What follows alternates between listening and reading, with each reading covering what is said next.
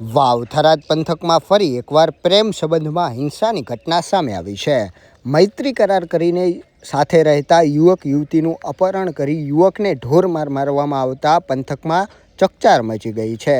ઘટનાની વિગતો મુજબ રાહ તાલુકાના ડેડુઆ ગામના એક યુવકે પડોશી ગામ ડેડુડીની યુવતી સાથે મૈત્રી કરાર કર્યા હતા।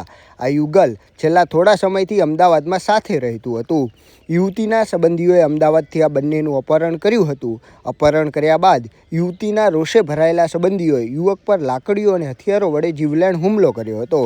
આ હુમલામાં યુવકને ગંભીર ઈજાઓ પહોંચતા તેને તાત્કાલિક સારવાર અર્થે થરાદની સરકારી હોસ્પિટલમાં ખસેડવામાં આવ્યો છે, જ્યાં તેની હાલત અત્યંત ગંભીર હોવાનું જાણવા મળી રહ્યું છે। સારવાર બાદ ભોગ બનનાર યુવકે હુમલાખોરો વિરુદ્ધ પોલીસ ફરિયાદ નોંધાવી છે। આ મામલે લાખણીના કુવાણા ગામના સરપંચ સહિત કુલ 24 શખ્સો સામે ફરિયાદ નોંધવામાં આવી છે। પોલીસ ચોપડે 12 શખ્સોના નામજોગ અને અન્ય 12 અજાણ્યા શખ્સો વિરુદ્ધ ગુનો દાખલ થયો છે। હાલમાં તો થરાદ પોલીસે આ ગંભીર ગુના મામલે ગુનો નોંધી આરોપીઓને ઝડપી પાડવા માટે તપાસના ચક્રો ગતિમાન કર્યા છે।